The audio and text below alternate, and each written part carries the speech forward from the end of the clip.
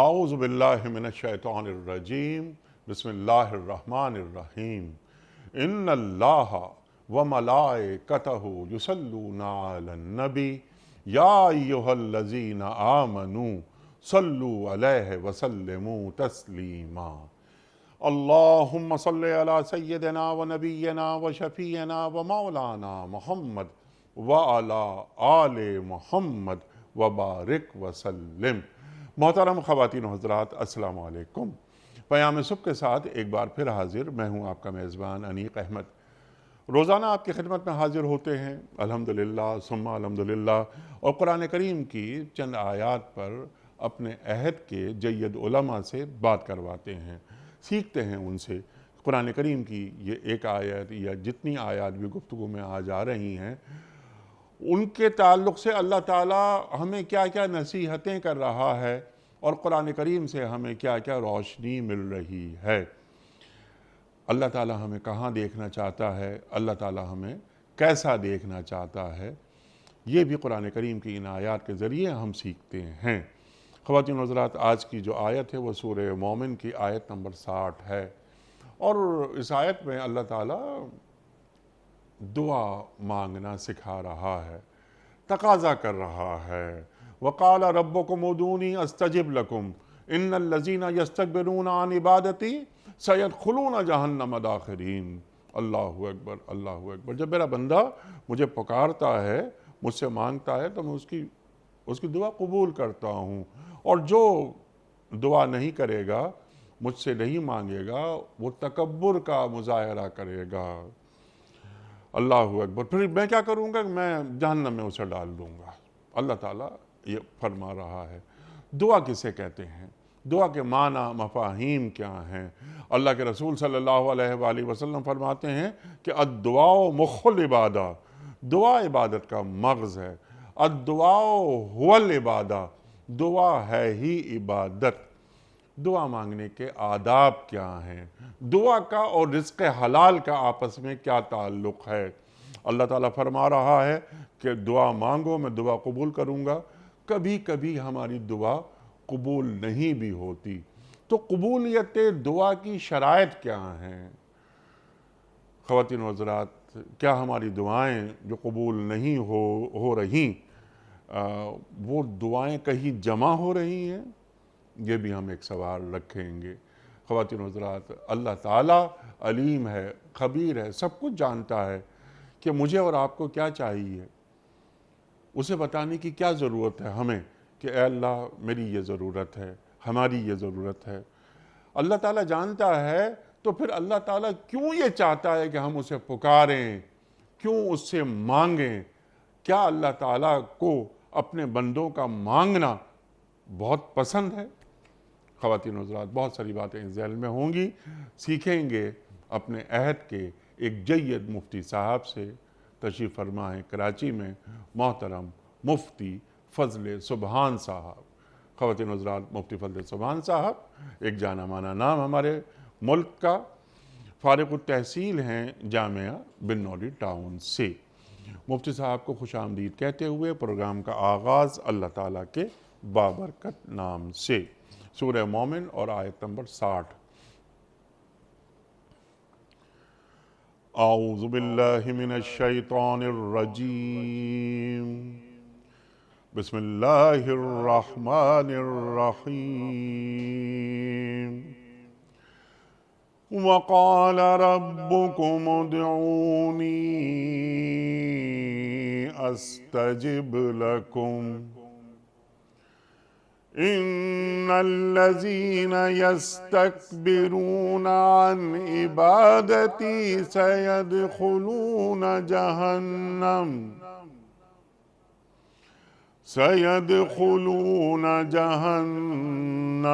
داخرين۔ صدق اللہ العظیم۔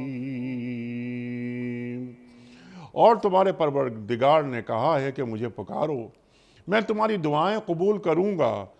بے شک جو لوگ تکبر کی بنا پر میری عبادت سے منہ موڑتے ہیں، وہ ذلیل ہو کر جہنم میں داخل ہوں گے۔ صدق اللہ العظیم۔ محترم مفتی فضل سبحان صاحب کی خدمت میں اس سے پہلے کہ ہم رکھیں آج کے پروگرام کے حوالے سے پہلا سوال کوئز، کل کے پوچھے گئے سوال کا درست جواب اور آج کا سوال آپ کی خدمت میں۔ کل کا سوال ہمارا یہ تھا کہ پہلی وحی میں کل کتنی آیات تھیں؟ درست جواب 5 آیات۔ آج کا سوال نوٹ فرما لیجئے، حضرت نوح علیہ السلام کو کتنے سال کی عمر میں نبوت ملی؟ 35 سال کی عمر میں، 40 سال کی عمر میں یا 50 سال کی عمر میں؟ جو درست جواب آپ سمجھتے ہوں روانہ فرمائیے۔ ہمارے فون نمبرز ہیں 009-221-345-27009۔ ہمارا دوسرا فون نمبر ہے 009-221-343-00980۔ ہمارا ای میل ایڈریس ps@duniatv.tv، ہمارا SMS کا نمبر 3031 اور ہمارا واٹس ایپ کا نمبر ہے 0092-321-825-0194۔ حضرت، چھوٹا سا موضوع بظاہر دعا، لیکن بہت بڑا موضوع۔ دعا کے معنی کیا ہیں؟ دعا کا مفہوم کیا ہے؟ تصور دعا کیا ہے؟ اللہ تعالیٰ کا اپنے بندے کو پکارنا، یعنی بندے کا پکارنا، دعائیں مانگنا، وہ اللہ تعالیٰ کو کیوں پسند ہے؟ ارشاد۔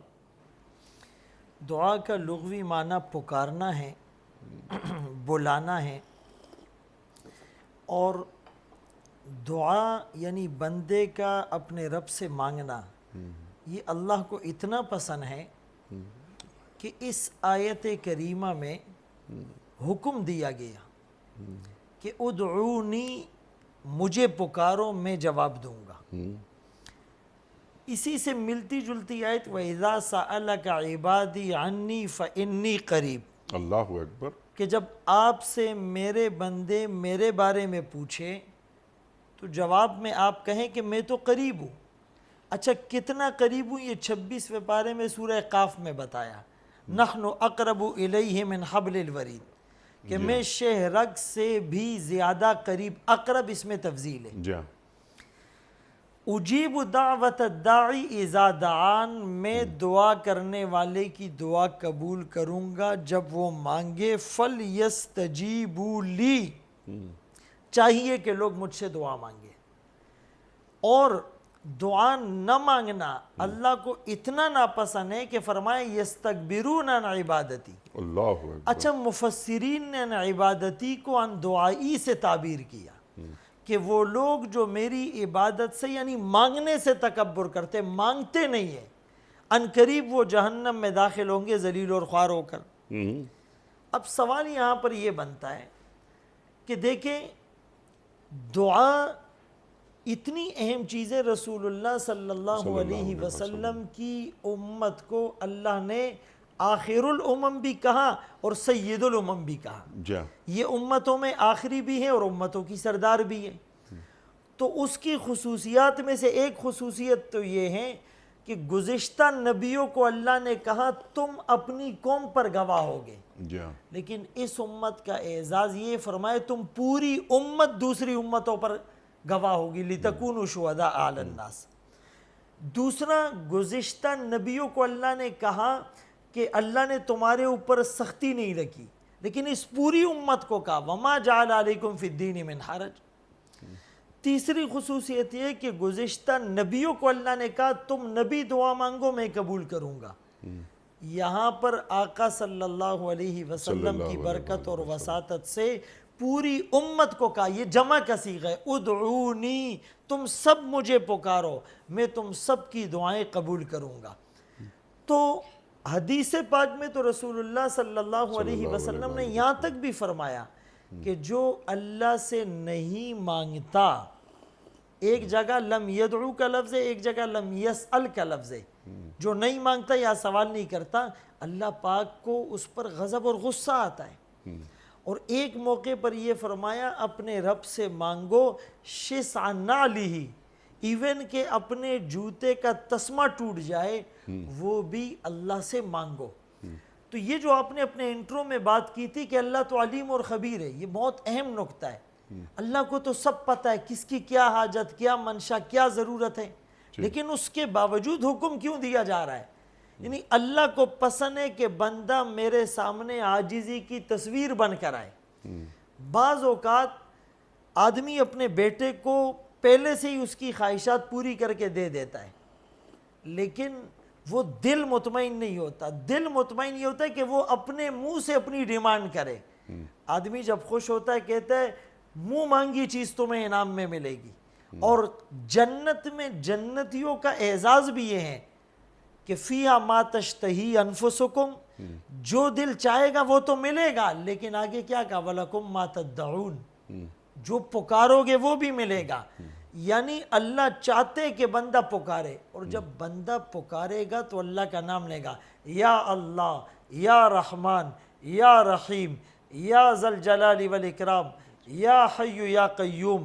بلکہ ایک موقع پر فرمایا الذو بیا ذا الجلال والاکرام, اپنے مانگنے میں اپنی دعاؤں میں یا ذا الجلال والاکرام کو لازم پکڑو. جو یا ذا الجلال والاکرام کے ٹائٹل سے دعا مانگی جائے گی اس کو اللہ ضرور قبول فرمائیں گے. سبحان اللہ, سبحان اللہ, سبحان اللہ, سبحان اللہ. تو دعا مانگتے ہوئے اخلاص یا دعا مانگنے کے آداب, قبولیت دعا کی شرائط, یہ بھی ہمارا دین ہمیں سکھا رہا ہے.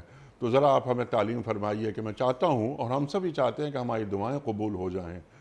کبھی کبھی ایسا محسوس ہوتا ہے کہ ہماری دعا قبول نہیں ہو رہی, لیکن مانگنا ترک نہیں کرنا چاہیے.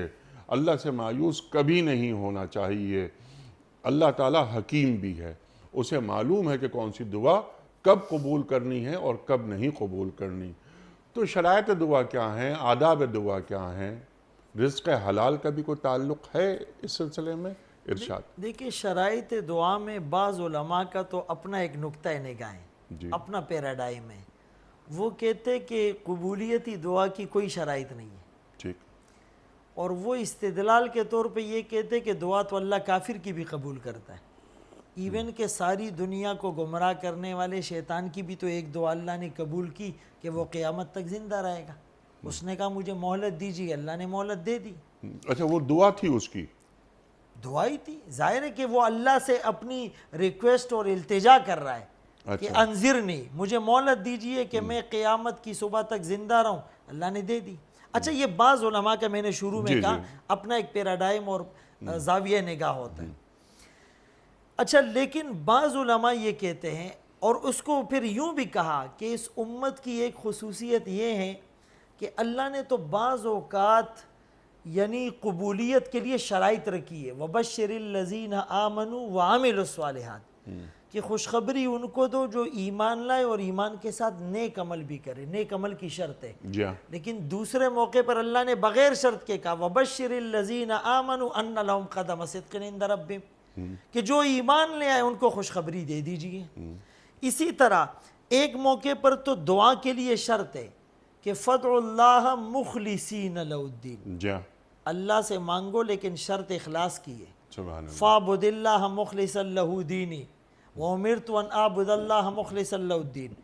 یا تو عبادت اور دعا کے ساتھ اخلاص شرط ہے, لیکن اس آیت میں جو آپ نے تلاوت کی اللہ نے اخلاص کی شرط نہیں رکھی. وَقَالَ رَبُّكُمْ اُدْعُونِي أَسْتَجِبْ لَكُمْ, مجھ سے مانگو میں قبول کر لوں گا. اچھا اب حدیث پاک میں جو یہ آتا ہے کہ اللہ قلب غافل کی دعا قبول نہیں کرتے, اور ایک موقع پر یہ بھی آتا ہے کہ حرام کا لقمہ جائے وہ دعا بھی قبول نہیں ہوتی.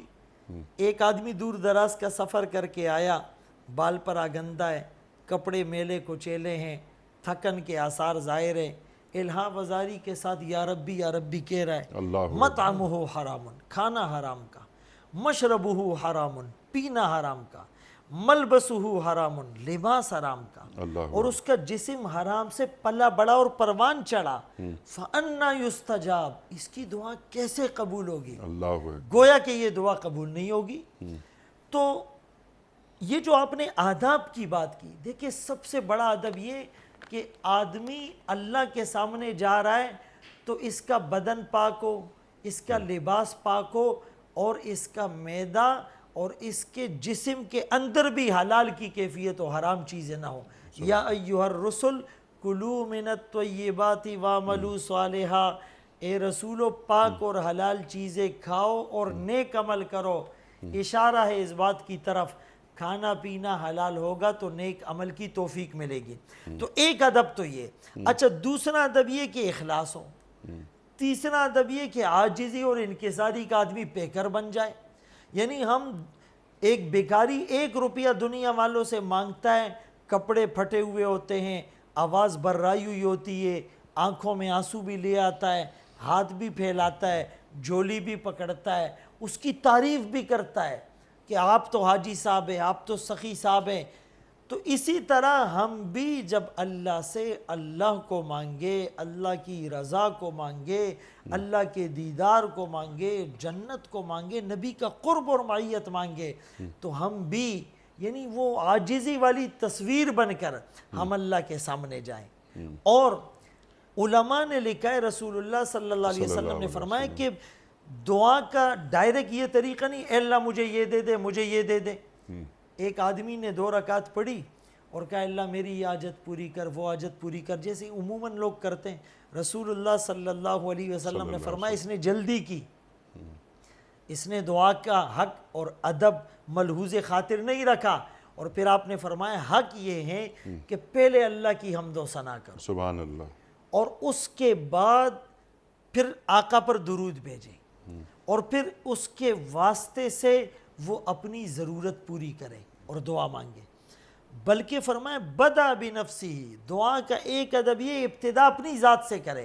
یعنی بعض لوگ ڈائریکٹ کہتے ہیں اللہ پورے عالم کو ہدایت دے، آقا نے اس کو پسند نہیں فرمایا، پہلے اپنے نفس کو، اسی لیے کہ اگر کوئی اپنے نفس کو مخاطب نہیں کرتا، یہ اللہ کے سامنے اپنے احتیاج کو شو نہیں کر رہا، یہ استغنا شو کر رہا ہے کہ مجھے تو گویا کہ ضرورت نہیں۔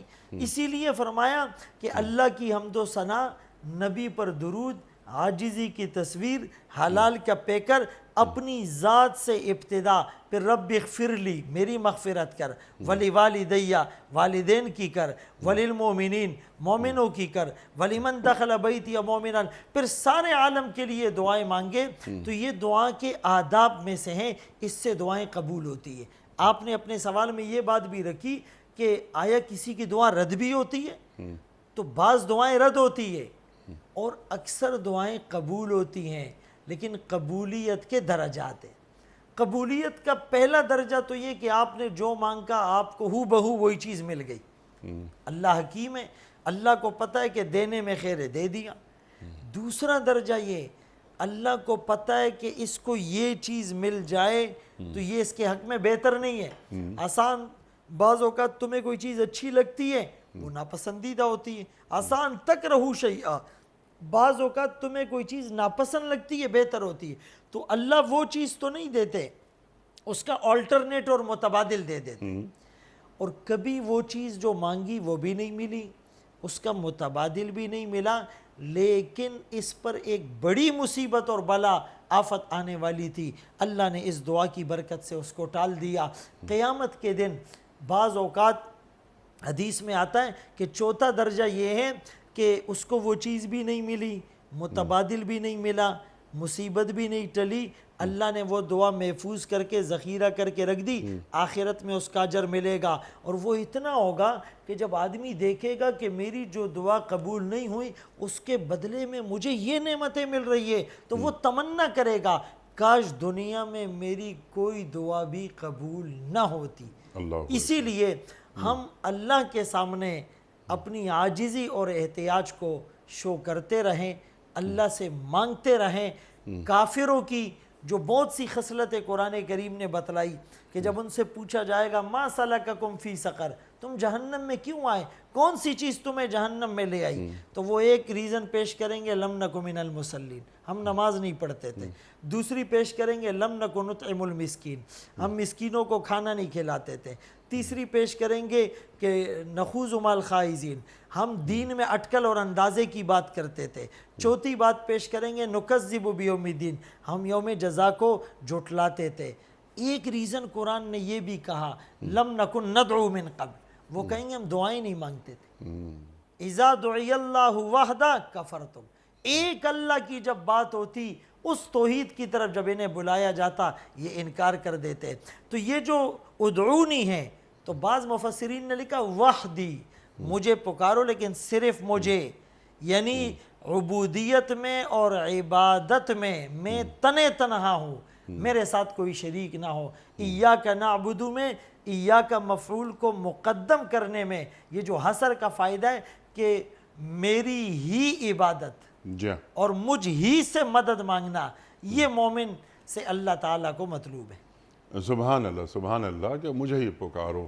تو ہم سب اللہ ہی کو پکارتے ہیں اور ہمیں یقین ہوتا ہے کہ ہماری دعائیں قبول ہو جاتی ہیں. مفتی صاحب ایک سوال یہ بھی رکھنا چاہوں گا میں آپ کی خدمت میں کہ بعض افراد ہمارے معاشروں میں یہ بات بھی کہتے ہیں کہ جناب والا ہم مستقل اللہ کو پکار رہے ہیں، اور نعوذ باللہ نعوذ باللہ نعوذ باللہ یہاں تک ان کی زبان پر اس طرح کے کفری الفاظ بھی آ جاتے ہیں کہ اللہ ہماری دعا سنتا ہی نہیں. قبول کرنا تو دوسری بات ہے، ہم تھک گئے ہیں اور ہم نے اب دعا مانگنی چھوڑ دی ہے. تو کیا اس طرح کے جملے ادا کرنے کا ایک شخص مجاز ہے؟ دیکھیں بہت اہم بات ہے، اور رسول اللہ صلی اللہ علیہ وسلم نے اسی پیرائے میں حدیث پیش کی. فرمایا اللہ دعا قبول کرتے ہیں جب تک بندہ جلدی نہ کرے. سبحان اللہ. تو پوچھا گیا جلدی سے کیا مراد؟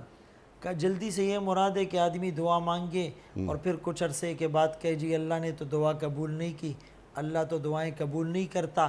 یعنی یہ چیز بھی اس کے اندر شیطان ڈال رہا ہے. العجلۃ من الشیطان. ایسے مواقع پر جلد بازی اور فوراً اس کا ایوارڈ اور ریوارڈ اور اجر کو جو ہے وہ دیکھنا، یہ آپ کے حوصلے پست ہو رہے ہیں، یہ آپ کو مایوسی کے دلدل میں دھکیلا جا رہا ہے، اس سے آپ دل برداشتہ اور ڈسہارٹ ہو رہے ہیں، اس سے آپ کی جو مثبت صلاحیتیں ہیں ان کو زنگ لگ رہا ہے، وہ زنگ آلود ہو رہی ہے. تو ایک تو یہ کام بالکل ہم نے نہیں کرنا، اور ہم نے ان تمام اسٹیجز کو سامنے رکھنا ہے کہ ہو سکتا ہے میرے حق میں اس چیز کا نہ ملنا یہ بہتر ہو، یا اس کا مجھے متبادل مل جائے گا، یا اس کے بدلے میں کوئی مصیبت ٹل جائے گی، یا آخرت میں اجر ملے گا. اسی طرح ایک حدیث میں رسول اللہ صلی اللہ علیہ وسلم نے یوں بھی فرمایا کہ اللہ بندے کی دعا قبول فرماتے ہیں جب تک یہ گناہ کی دعا نہ مانگے. فرض کریں مجھے زنا کا چانس مل جائے، مجھے چوری کا چانس مل جائے، اور مجھے ڈکیتی کے مواقع مل جائے، یا جب تک وہ قطیعت و رحم، رشتہ داری اور صلہ رحمی کو توڑنے کی دعا جو کرتا ہے وہ دعا بھی قبول نہیں ہوتی ہے. اب دعا کے اندر ہم اپنے ذہن کو یہ سمجھائیں کہ میرے مانگنے میں تو کمی ہو سکتی ہے، اللہ کے دینے میں اور اللہ کے خزانوں میں کمی نہیں ہو سکتی. ما عندکم ینفد وما عند اللہ باق. اور ہم اپنے آپ کو یہ سمجھائیں تیرے کرم سے اے کریم کون سی شے ملی نہیں، جھولی ہی میری تنگ ہے تیرے یہاں کمی نہیں.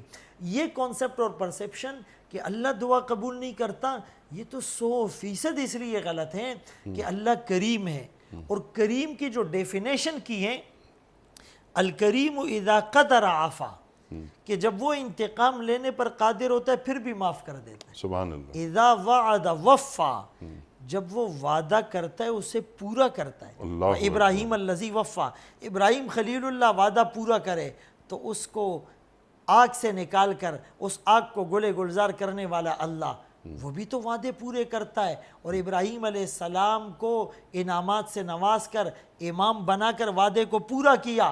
رسول اللہ صلی اللہ علیہ وسلم نے بدر کے موقع پر جو دعائیں مانگی تھی کیا تھی؟ اللہ اس بندے کی مدد کر. اپنے وعدے کو اللہ نے پورا کر دکھایا اور ساری جماعتوں کو اکیلے اللہ کی مدد سے شکست ہو گئی.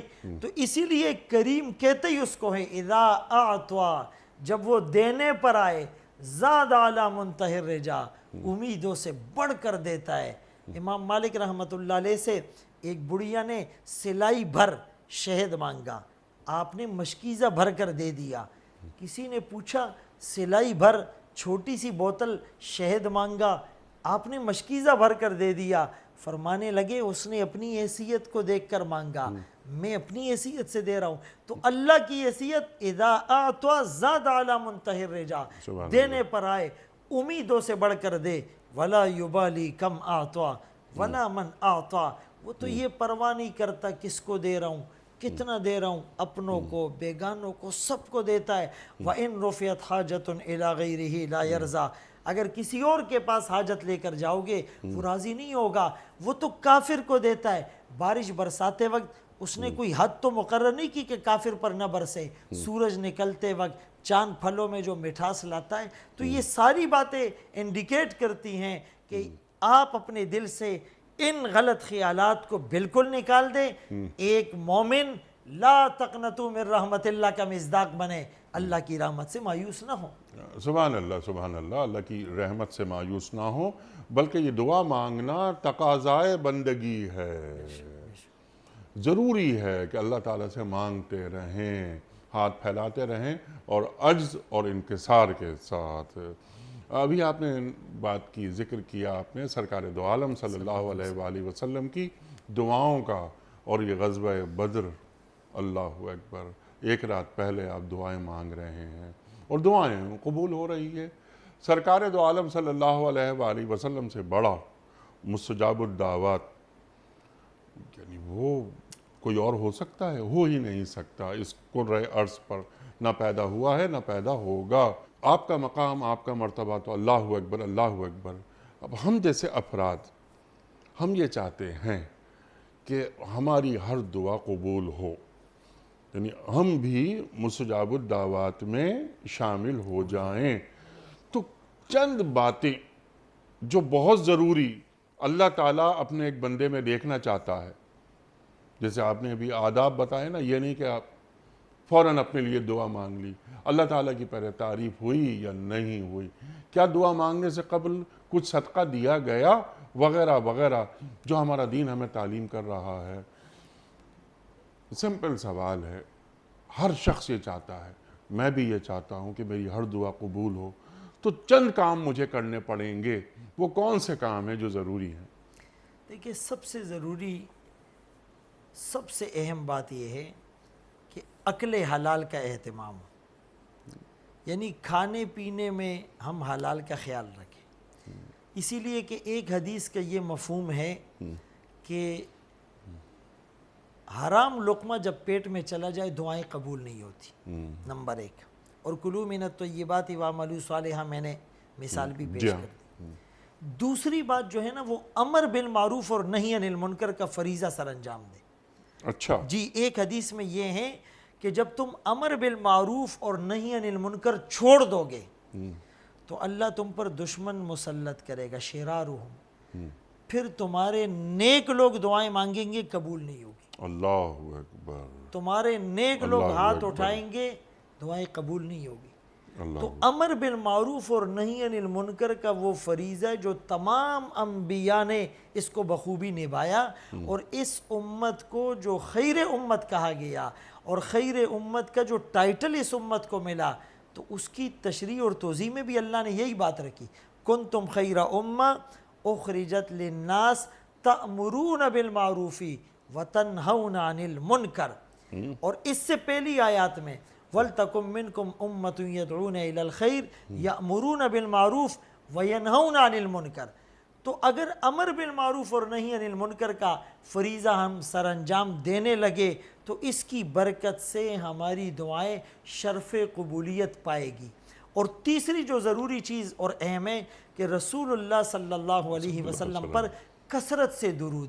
بعض روایات کا مفہوم یہ ہے کہ جب ایک آدمی اللہ کی حمد و ثنا کے بعد درود پڑھتا ہے اور پھر اس دعا کے خاتمے پر بھی درود پڑھتا ہے تو یہ مہر لگ جاتی ہے، اور جس چیز پر مہر لگ جائے تو پھر وہ چیز ایکسیپٹڈ ہوتی ہے اور اس کا ایکسیپٹنس لیول بڑھ جاتا ہے۔ تو آقا کا جو نام گرامی ہے، آقا پر جو درود پڑھنا ہے، آقا کا جو واسطہ دینا ہے، اسی واسطے سے تو پوری کائنات بنی، اور اسی واسطے سے تو انبیاء علیہ السلام کو بھی اللہ پاک نے بہت اعزازات سے بخشا۔ تو ہم درود کو بھی ساتھ میں پڑھیں۔ اگر ان تین باتوں کا اہتمام ہو جائے اور عاجزی کی تصویر بھی ہو، اور ایک چیز جو بہت اہم ہے، دعا قبول ہونے کے لیے ایک بہت اہم چیز اسرع اجابہ، حدیث کے الفاظ ہے کہ سب سے زیادہ تیزی سے جو دعا قبول ہوتی ہے دعوت غائب لغائب، ہم اپنے دوسرے مسلمان بھائیوں کے لیے بھی دعائیں کریں تو وہ دعائیں بھی اللہ ضرور قبول کرتے ہیں۔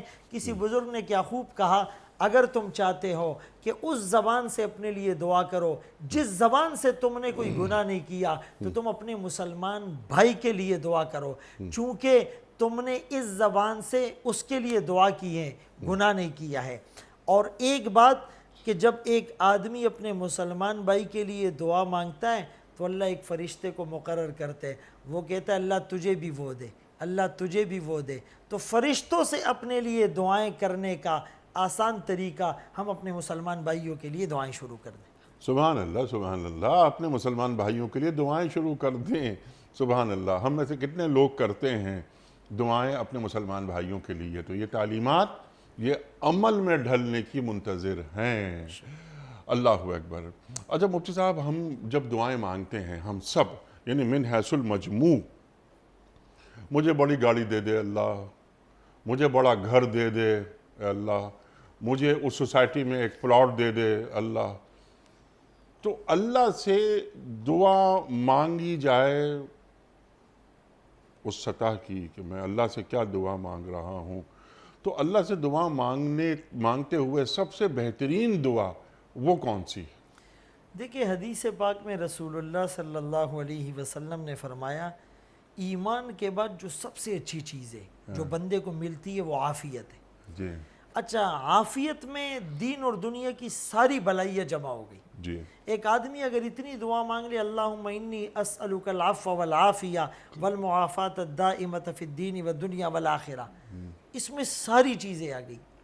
اور علیم اور خبیر کو تو سب پتہ ہے، لیکن یہ جو حدیث پاک میں الفاظ آئے نا، جوتے کا تسمہ بھی مانگو، ٹھیک، تو اس سے یہ ثابت ہوتا ہے کہ ایک آدمی اگر اپنی خواہشات کو اس طرح جو ہے وہ واضح کر کے بھی مانگنا چاہے، اللہ مجھے گھر دے دے، مجھے گاڑی دے دے، میری اچھی جگہ شادی ہو جائے، مجھے اولاد دے دے، مجھے مال دے دے، مجھے وہ فلاں نوکری اور فلاں عہدہ مل جائے، میرے کاروبار میں ترقی ہو جائے، تو یہ بھی مانگ سکتے ہیں، اس میں کوئی ممانعت نہیں ہے۔ لیکن عافیت کی دعا جس میں ساری خیر اور بلائیاں، اور جسے ہم کہتے ہیں کہ دریا کو کوزے میں بند کر دیا، وہ عافیت کی دعا ہے۔ سبحان اللہ، سبحان اللہ، عافیت ہم نے مانگ لی، اللہم انی اسألک العفو والعافیہ۔ لیکن میرا اشارہ کسی اور جانب تھا، میں عرض کرتا ہوں آپ کی خدمت میں، یہ جوتے کا تسمہ ٹوٹ جائے اس کی دعا بھی اللہ سے کرو، بالکل ٹھیک ہے۔ جو مادی ضرورتیں ہیں یہ بھی اللہ تعالیٰ سے مانگی جانی چاہیے۔ ہر چیز کہ اللہ تعالیٰ ہمارا رازق ہے، اللہ تعالیٰ ہمارا مالک ہے، لیکن جو بہترین دعائیں، جیسے بخاری کی ایک دعا یاد آتی ہے کہ اللہم فقہنی فی الدین، اے اللہ مجھے دین کی سمجھ عطا کر، اللہ اکبر، اے اللہ تو مجھے اپنے مقرب بندوں میں جگہ دے، اللہ اکبر، اے اللہ میں تجھ سے مانگنا چاہتا ہوں۔ دیکھیں سب سے بہترین دعا جو امی عائشہ رضی اللہ عنہا نے رسول اللہ صلی اللہ علیہ وسلم سے پوچھا کہ اگر مجھے لیلۃ القدر شب قدر نصیب ہو جائے تو میں کیا مانگوں، ٹھیک، تو آپ نے کیا فرمایا، اللہم انک عفو تحب تحب العفو، العفو فاعف عنی، ٹھیک، یعنی اللہ معاف کر دے تو سارے مسئلے حل ہو جائیں گے۔ اس کے علاوہ ایک دعا جو آقا نے بتائی، اللہم انی اسألک حبک وحب من یحبک وحب عمل یقربنی الی حبک، اللہ میں آپ سے سوال کرتا ہوں آپ کی محبت مل جائے اور ان کی محبت جو آپ کے محبوب ہیں، جو آپ سے محبت کرتے ہیں، اللہ اور ایسے نیک اعمال کی محبت جو مجھے آپ کا مقرب بنا دے۔ اسی طرح ایک موقع پر مشکات شریف میں ہے، رسول اللہ صلی اللہ علیہ وسلم نے فرمایا یوں دعا مانگو کہ اللہ مجھے خیر کی چابی اور شر کا تالا بنا، میں جہاں جاؤں خیر کے دروازے کھلے، خیر الناس من ینفع الناس، سبحان اللہ، اور میں جہاں جاؤں شر کے دروازے بند ہو جائے۔ اور اسی طرح اللہم انی اسألک العفو والعافیہ، اور ایک موقع پر فرمایا اللہم انی اسألک علما نافعا، اے اللہ میں آپ سے علم نافع مانگتا ہوں۔ یہ جو فقہنی فی الدین ہے، من یرد اللہ بہ خیرا یفقہہ فی الدین، اللہ جس سے خیر اور بلائی کا ارادہ فرما لے اس کو دین کی سمجھ عطا فرما دیتے ہیں۔ اور ایک موقع پر جو اللہ نے کہا نا فلولا نفر من کل فرقۃ منہم لیتفقہوا فی الدین، کہ ہر قوم میں سے ایک جماعت کیوں نہیں نکلتی کہ وہ دین میں سمجھ بوجھ حاصل کرے۔ تو یہ جو فقاہت فی الدین ہے اس کو علم نافع کہا گیا ہے، اور رزق واسع اور شفاء من کل داء، یہ تمام دعائیں رسول اللہ صلی اللہ علیہ وسلم نے بتائی ہے۔ اور ان تمام دعاؤں کو اگر ہم جمع کرنا چاہتے ہیں وہ دعا بھی ہمیں آقا نے بتائی، اور وہ کیا ہے؟ وہ دعا یہ ہے کہ اے اللہ میں آپ سے وہ تمام خیریں مانگتا ہوں جو اللہ کے رسول نے مانگی، اور ان تمام شرور اور فتن سے پناہ مانگتا ہوں جن سے آقا نے پناہ مانگی۔ جب آپ یہ دعا مانگیں گے اللہم انی اسألک من خیر ما سألک منہ نبیک محمد صلی اللہ علیہ وسلم ونعوذ بک من شر ما استعاذ منہ نبیک محمد صلی اللہ علیہ وسلم۔ اب آقا مستجاب الدعوات بھی تھے، اللہ کی منشا اور معرفت کو صحیح سمجھنے والے بھی تھے، اور دنیا اور آخرت کی کتنی خیریں ہیں آقا سے زیادہ اچھا کوئی نہیں جانتا۔ تو ہم اپنی دعا کو اگر یہ ٹائٹل دے دیں گے تو ساری دعائیں ہماری قبول ہو جائیں گی۔ سبحان اللہ سبحان اللہ سبحان اللہ سبحان اللہ۔ اچھا، بعض لوگ کنفیوژنز بھی کچھ پیدا کرتے ہیں دعا کے حوالے سے کہ ایک تقدیر ہے، تقدیر میں تمام برائیاں اور بھلائیاں سب اللہ تعالیٰ نے لکھ دی ہیں، تو کیا دعا تقدیر کو بدل دیتی ہے؟ یعنی یہاں تک کہ دعا عمر میں بھی اضافہ کر دیتی ہے، تو اس تعلق سے دین کیا فرماتا ہے؟ دیکھو تمہیداً یہ بات سمجھ لی جائے کہ تقدیر کی دو قسمیں ہیں۔ جی، ایک تقدیر مبرم ہے جو بالکل اٹل ہے، پیدا ہونا اور مرنا، ٹھیک، اور ایک تقدیر معلق ہے جس کو اللہ نے بعض چیزوں سے جوڑا ہوا ہے۔ ٹھیک۔ اب یہ جو دعا تقدیر کو بدل دیتی ہے اس سے تقدیر معلق مراد ہو سکتی ہے۔ ٹھیک ہے، لیکن یہ کیا دعا موت کو ٹال سکتی ہے؟ دیکھیں میں یہی عرض کر رہا ہوں کہ موت تقدیر مبرم ہے، ٹھیک، ٹھیک ہے، موت کو نہیں ٹال سکتی۔ ہاں یہ جو حدیث میں آئے نا کہ عمر میں اضافہ ہو جاتا ہے، جی جی، تو مفسرین نے لکھا ہے عمر میں برکت ڈال دی جاتی ہے، اچھا اس سے یا کیا اس مراد؟ کے بکھرے ہوئے کام جو ہے نا مجتمع کر دیے جاتے ہیں۔ اچھا، عمر میں برکت ڈال دی جاتی ہے، اس سے کیا مراد؟ یہی میں عرض کر رہا ہوں کہ اس کے بکھرے ہوئے کام جمع ہو جاتے ہیں، اس کی ٹینشنیں ختم ہو جاتی ہیں، اس کی بیماریاں ختم ہو جاتی ہیں۔ اچھا اچھا، جی جی، حدیث میں جو آیا ہے، اور اس کا نام باقی رہتا ہے۔ اگر وہ خود دنیا سے چلا بھی جاتا ہے تو اس کا نام باقی رہتا ہے، اور لوگ اچھے الفاظ سے اس کو یاد کرتے ہیں۔ تو ایک بات مفسرین نے بڑی عجیب لکھی کہ یہ جو تقدیر ہے، تقدیر بنانے والے تو اللہ ہے، اگر اللہ پاک بھی اپنے کسی فعل میں رد و بدل کرے تو وہ فعال لما یرید ہے، لا یسأل عما یفعل، اس سے کوئی پوچھ نہیں سکتا۔ لیکن اللہ نے پہلے سے ایک نظام ایسا بنایا ہوا ہے کہ تقدیر معلق اس کو اللہ نے یہ نیک عمل کرے گا تو میں تبدیل کر دوں گا، یہ گناہ کرے گا تو میں اس راستے پر ڈال دوں گا۔ اور تقدیر مبرم جو ہے، پیدا ہونا اور موت، وہ یقینی ہے، اس کو ٹالا اور تبدیل نہیں کیا جاتا، یہ اللہ کی قدرت نہیں ہے۔ اللہ اکبر اللہ اکبر اللہ اکبر۔ یعنی تقدیر مبرم کے ذیل میں کہ پہلی سانس سے لے کر آخری سانس تک اللہ تعالیٰ نے یہ مہلت دے دی ہے ہمیں، اور اس میں اضافہ یا کمی نہیں ہو سکتی۔ ٹھیک ہے، اچھا کلیئر کر دیا آپ نے یہ بات کہ یہ عمر میں جو برکت ہوتی ہے اس سے مراد کیا ہے؟ لِكُلِّ أُمَّةٍ أَجَلٌ إِذَا جَاءَ أَجَلُهَا لَا يَسْتَأْخِرُونَ سَاعَةً وَلَا يَسْتَقْدِمُونَ۔ یہ نص ہے قرآن کریم کی کہ جب موت کا وہ وقت آتا ہے ایک سیکنڈ نہ پہلے نہ بعد میں ہو سکتا ہے۔ ٹھیک ہے، سبحان اللہ سبحان اللہ۔ اچھا مفتی صاحب، کیا یہ ضروری ہے کہ ہم اپنی دعائیں اس وقت اللہ تعالیٰ سے زیادہ مانگیں کہ ہم جب کسی پریشانی میں ہوں، مصیبت میں ہوں، کوئی ایک چیلنجز ہمارے سامنے ہوں؟ ہم یہ دیکھتے ہیں نا کہ ایک جو رویے ہیں ہمارے معاشرتی رویے، اس میں ذرا ایک بندہ پریشان ہوتا ہے فوراً وہ اللہ سے ایک جڑاؤ پیدا کر دیتا ہے، دعائیں دعائیں دعائیں دعائیں۔ تو کیا دعا مانگنا ایک مسلسل عمل کا نام ہے؟ دیکھیں پسند تو اللہ کو یہ ہے کہ خوشی میں بھی اللہ کو یاد رکھا جائے، جی، تو غم میں فوراً اس کی دعا قبول ہوتی ہے. ٹھیک. ظفر آدمی اسے نہ جانیے گا خواہ ہو کتنا ہی صاحب فہم و ذکا، جسے عیش میں یاد خدا نہ رہی، جسے تیش میں خوف خدا نہ رہا. خوشی میں اللہ کو بھول جانا اور غم میں پکارنا یہ اصل شیوہ ہے مشرکین کا. جب ان کی کشتی بھور میں پھنس جاتی دعو اللہ مخلصین لہ الدین، جب وہ بھور سے کشتی نکل آتی پھر اذا ہم یشرکون، شرک کرنے لگ جاتے. قرآن نے اسی سورہ زمر کے اندر کہا کہ اذا خولناہ نعمتا منا، کہ جب ان پر کوئی مصیبت آتی ہیں تو پھر یہ ہمیں پکارتے اذا مس الانسان ضر دعانا. لیکن اذا خولناہ نعمتا منا، جب اس پر نعمت آتی ہے کہتا ہے اوتیتہ علی علم عندی، یہ تو مجھے محنت کے بلبوتے پر ملا. 30ویں پارے میں سورہ فجر میں بھی یہی مضمون ہے.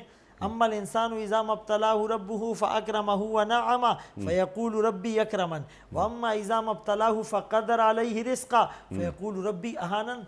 تو یہ شیوا یا یہ رویہ یا ہمارا یہ طرز یہ پسندیدہ ہے نہیں. فرمایا اللہ کو وہ آواز اچھی لگتی ہے جو خوشی میں بھی اللہ کو پکارے. بلکہ بعض اوقات تو فرشتے بھی کہتے ہیں کہ جی یہ کیسی مانوس آواز ہے، یہ تو خوشی میں بھی یاد رکھتا ہے.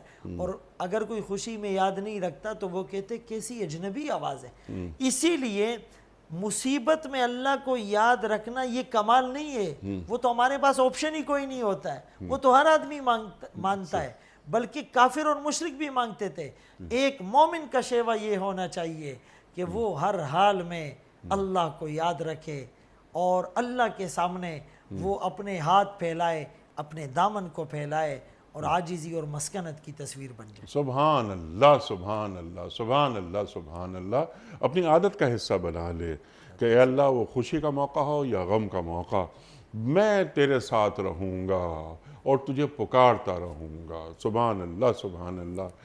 مفتی صاحب یہ دعائیں ہم مانگتے ہیں 24 گھنٹے میں، کچھ اوقات ہوتے ہیں یا کچھ ایسے مواقع ہوتے ہیں جیسے رات کا آخری پہر ہے یا تہجد کی دعائیں. وہ کون کون سے اوقات ہیں؟ سمپل سوال آپ کی خدمت میں. یہ تکبیر ہو رہی ہے، نماز کھڑی ہو رہی ہے، تو اس وقت قبولیت دعا کا امکان بڑھ جاتا ہے؟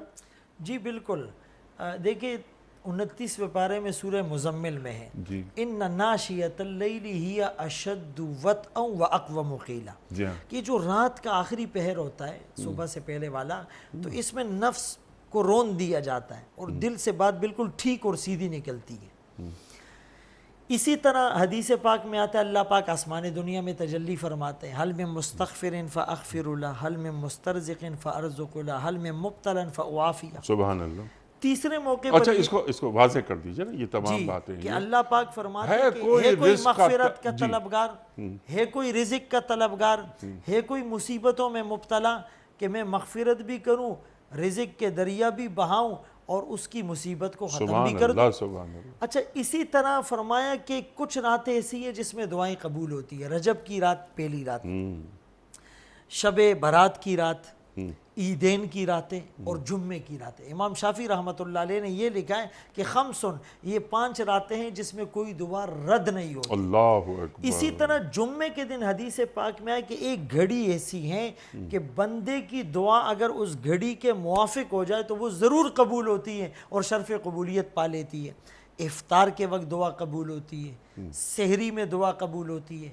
ایک حدیث میں حضرت انس رضی اللہ تعالیٰ عنہ روایت کرتے ہیں، معارف الحدیث میں حدیث موجود ہے کہ فرمایا کہ من ختم القرآن، جو قرآن کریم ختم کرتا ہے فلہ دعا مستجابہ، دعوت مستجابہ، اس کی دعا ضرور قبول ہوتی ہے. اسی طرح عصر کے بعد بعض مواقع پر آیا ہے کہ اس میں بھی جو ہیں وہ دعائیں قبول ہوتی ہیں.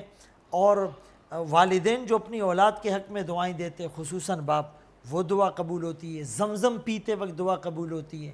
بیت اللہ پر نظر پڑتے وقت دعا مانگی جائے قبول ہوتی ہیں. تو یہ سارے اوقات جو ہیں وہ اس میں یہ ثابت ہوتا ہے کہ اس میں ذرا خصوصی اہتمام کیا جائے، خصوصی اللہ کے سامنے راز و نیاز کی باتیں کی جائے. اور سب سے بڑی عبادت، ایک بہت اہم بات یاد آ گئی، وہ رونا ہے. علامہ علوسی رحمۃ اللہ علیہ نے روح المعانی میں سورۃ القدر کے ضمن میں ایک بڑی عجیب بات لکھی. بہت عجیب بات، اس کو اگر ہم سن لیں اور سمجھ لیں تو انقلاب آ جائے. فرمایا اللہ کو گناہگار کا رونا تسبیح کرنے والوں کی تسبیح سے بھی پیارا لگتا ہے. اللہ اکبر، اللہ اکبر.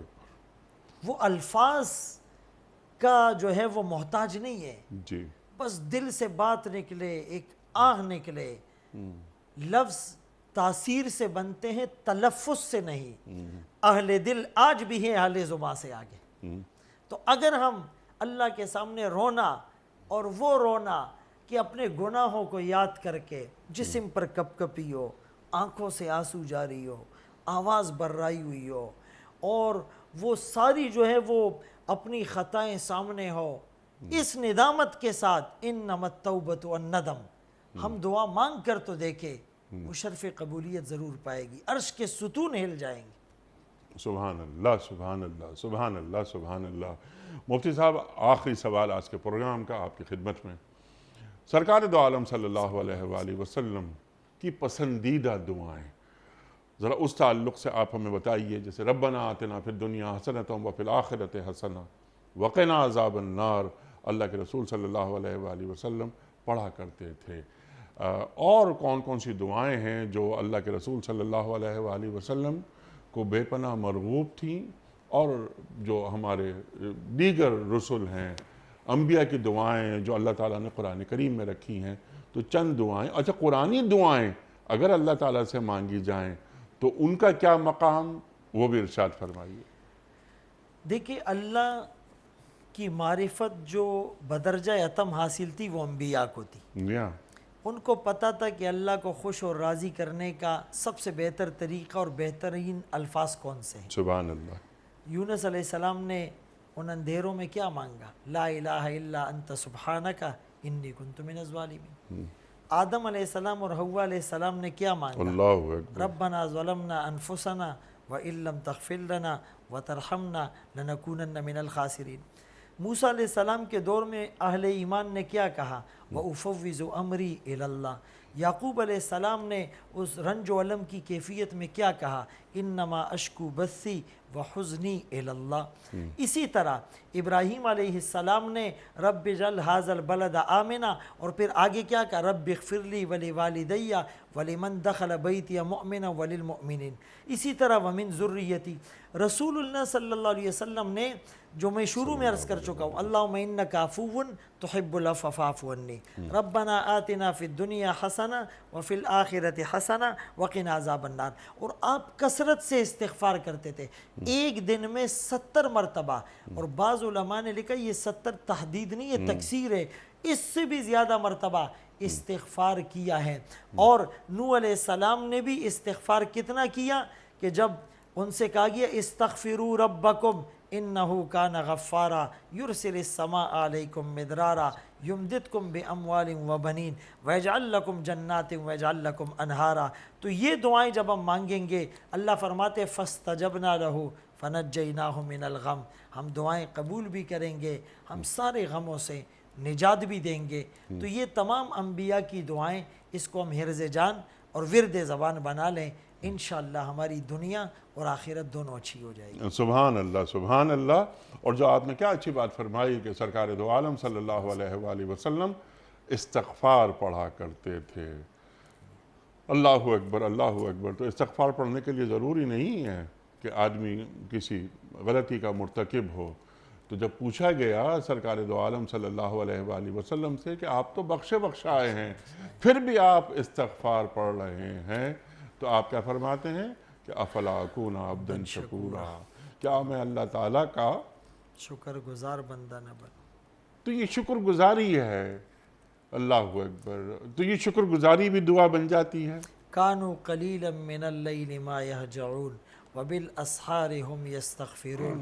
ساری رات اللہ کے سامنے رونے والے، راز و نیاز کی باتیں کرنے والے، جبین نیاز جھکانے والے، جن کے چہرے پر آنسوؤں سے لکیر اور نشان بن جائے، ماتھے پر سجدے کے نشان ہو، لیکن اس کے باوجود صبح استغفار.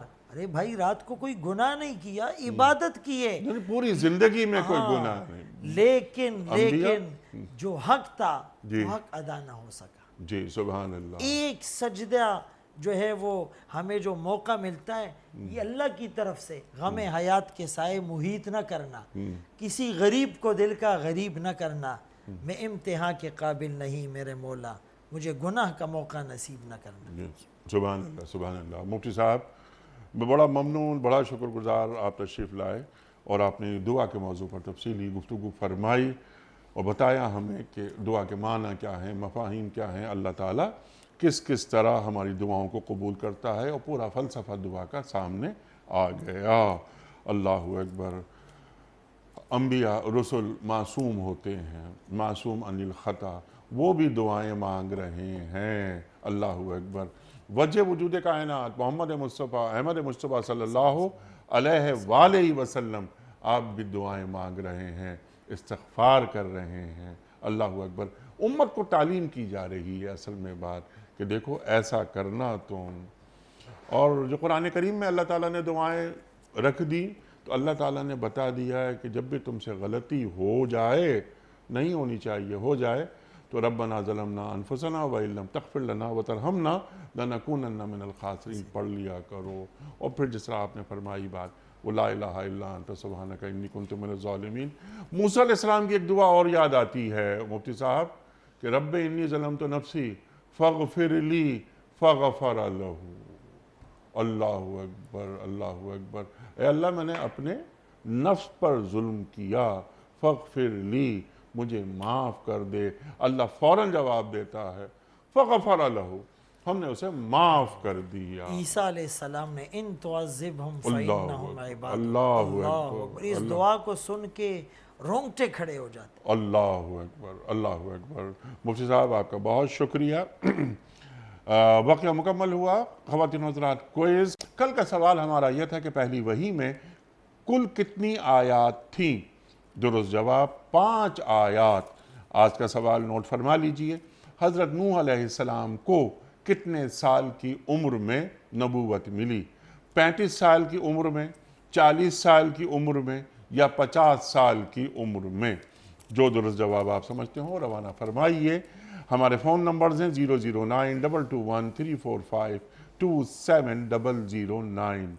ہمارا دوسرا فون نمبر ہے 009221343000980. ہمارا ای میل ایڈریس ps@duniatv.tv. ہمارا SMS کا نمبر 3031 اور ہمارا واٹس ایپ کا نمبر ہے 0092321825019 وقت قرآن اندازی کا. محترم مفتی فضل سبحان صاحب ایک پرچی نکال کر اعلان فرما دیجئے کہ آج کے ونر کون ہیں. آج کے ونر ہیں محترم نذیر احمد صاحب اسلام آباد سے. نذیر احمد صاحب اسلام آباد سے آپ کی خدمت میں دنیا ٹی وی کی جانب سے دینی کتب پر مشتمل گفٹ ہیمپر آپ کے گھر بذریعہ کوریئر روانہ کیا جا رہا ہے. آپ کو بہت بہت مبارک ہو. اختتام ہوتا ہے پیام صبح کا روزانہ ایک قول پر، اور وہ قول ہوتا ہے صاحب نہج البلاغہ امیر المومنین حضرت علی مرتضیٰ کرم اللہ وجہہ کا. آپ فرماتے ہیں تمہارے لیے ضروری ہے کہ راہ راست پر چلو کیونکہ اس سے تمہیں عزت ملے گی. تمہارے لیے ضروری ہے کہ راہ راست پر چلو کیونکہ اس سے تمہیں عزت ملے گی. سبحان اللہ سبحان اللہ. اپنے میزبان انیق احمد کو کل تک کے لیے اجازت دیجیے. خدا حافظ.